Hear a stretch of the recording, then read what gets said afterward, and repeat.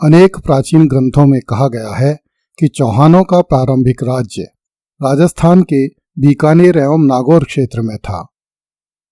यह रेगिस्तानी प्रदेश है तथा महाभारत काल से ही जांगल प्रदेश कहलाता था। मौर्य काल से लेकर गुप्त वंश के काल में इस क्षेत्र पर प्राचीन नागवंशी क्षत्रिय शासन करते थे। उनकी राजधानी को अहिछत्रपुर और नागौर भी कहा जाता था। संभव है कि कोई नागवंशी राजकुमार ही आबू पर्वत के यज्ञ में चयनित 4 वीरों में से एक रहा हो, जिसका नाम चाहमान हो और उसका वंश चौहान कहलाया हो, एवं नागों द्वारा शासित क्षेत्र ही चौहानों का प्रारंभिक शासन क्षेत्र बना हो।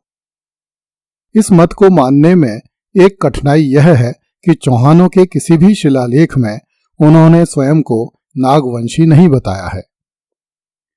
अजमेर के सरस्वती कंठाभरण मंदिर परिसर से चौहान शासक विग्रहराज चतुर्थ के समय का एक शिलालेख मिला है, जो अब राजकीय संग्रहालय अजमेर में सुरक्षित है। अजमेर के सरस्वती कंठाभरण मंदिर को अब 2.5 दिन का झोंपड़ा कहते हैं। इस शिलालेख में चौहानों के आदि पुरुष चाहमान की स्तुति की गई है तथा उसे मालव वंश में उत्पन्न बताया गया है, जो कि सूर्य वंश के इक्ष्वाकु कुल में उत्पन्न भगवान राम के छोटे पुत्र कुश के वंशज थे। मालव जाति प्रथम शताब्दी ईस्वी के अंत तक वर्तमान अजमेर जिले की सीमा पर वर्तमान जयपुर तथा टोंक नगरों के आसपास शासन करती थी। अतः पर्याप्त संभव है कि मालवों में से ही चाहमान नामक कोई राजा हुआ हो और उसके वंशजों से चौहानों की अलग शाखा चली हो।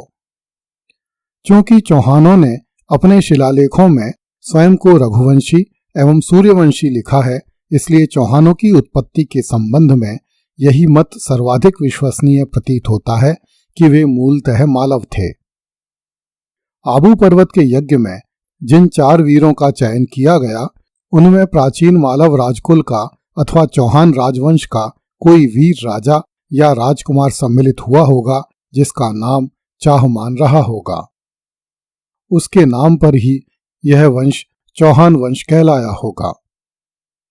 यह भी पर्याप्त संभव है कि राजनीतिक उथल पुथल के किसी काल में मालवों की एक शाखा ने ही गुप्तों के पतन के बाद बीकानेर एवं नागौर के मरुस्थलीय हिस्से पर अधिकार किया हो, जिसे जांगल प्रदेश कहते थे। ईस्वी 551 के आसपास चौहान शासक वासुदेव ने बीकानेर और नागौर के शुष्क रेतीले क्षेत्रों से आगे बढ़कर शाकंभरी नामक झील पर अधिकार कर लिया, जिसे सांभर भी कहा जाता है। चौहान राजाओं के लिए यह एक बड़ी उपलब्धि थी, इस कारण उन्हें शाकंभरीश्वर कहा जाने लगा।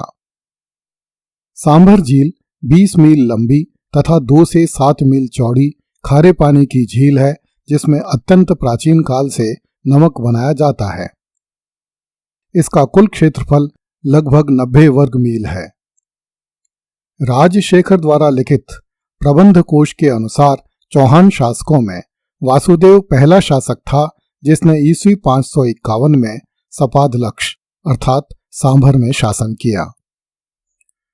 कुछ प्राचीन ग्रंथों में आए एक वर्णन के अनुसार भगवान शिव की पत्नी पार्वती देवी ने किसी चौहान राजकुमार की सेवा से प्रसन्न होकर इस पूरे क्षेत्र की भूमि को चांदी की झील में बदल दिया। तभी से इस देवी का नाम शाकंभरी पड़ा और वह चौहानों की कुल देवी कहलाई। बिजौलिया अभिलेख कहता है कि सपादलक्ष के चाहमानों का आदि पुरुष वासुदेव चौहान सांभर झील का प्रवर्तक था। वासुदेव चौहान का समय 551 ईस्वी के आसपास माना जाता है। पर्याप्त संभव है कि यह चौहानों का पहला राजा नहीं हो और चौहान राजवंश उससे पहले ही अस्तित्व में आ चुका हो, क्योंकि वासुदेव तो चौहानों का वह पहला राजा था जिसने सांभर झील का प्रवर्तन किया था। वासुदेव चौहान का पुत्र सामंत देव हुआ।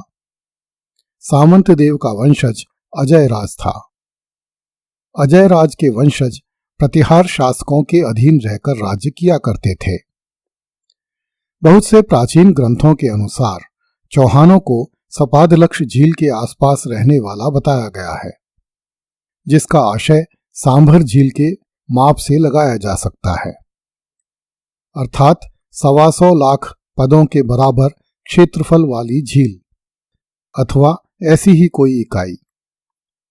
कुछ लोग सपादलक्ष का अर्थ गांवों की संख्या से जोड़ते हैं। ईस्वी 683 के आसपास अजयपाल चौहानों का राजा हुआ। उसने अजमेर नगर की स्थापना की। अपने अंतिम वर्षों में वह अपना राज्य अपने पुत्र को देकर पहाड़ियों में जाकर तपस्या करने लगा। आज भी वे पहाड़ियां अजयपाल की घाटी कहलाती हैं। अजमेर में अजयपाल की पूजा अजयपाल बाबा के नाम से होती है। उसके नाम पर प्रतिवर्ष एक मेला भरता है, जिसमें अजमेर नगर के लोग वहां पहुंचकर श्रद्धांजलि देते हैं, जहां राजा अजयपाल के अंतिम दिन व्यतीत हुए थे। लोगों का विश्वास है कि अजयपाल बाबा अजमेर के भाग्य के स्वामी हैं तथा बीमारियों, सर्पों एवं जानवरों से लोगों की रक्षा करते हैं। अजयपाल के बाद उसका पुत्र विग्रहराज प्रथम अजमेर का शासक हुआ। विग्रहराज प्रथम के बाद विग्रहराज प्रथम का पुत्र चंद्रराज प्रथम, चंद्रराज प्रथम के बाद विग्रहराज प्रथम का दूसरा पुत्र गोपेंद्र राज अजमेर का राजा हुआ। इसे गोविंद राज प्रथम भी कहते हैं। यह मुसलमानों से लड़ने वाला पहला चौहान राजा था। उसने मुसलमानों की सेनाओं को परास्त करके उनके सेनापति सुल्तान बेग वारिस को बंदी बना लिया। अगली कड़ी में देखिए, खलीफा की सेना से तलवार लेकर लड़ा चौहानों का 7 वर्षीय राजकुमार लोथ।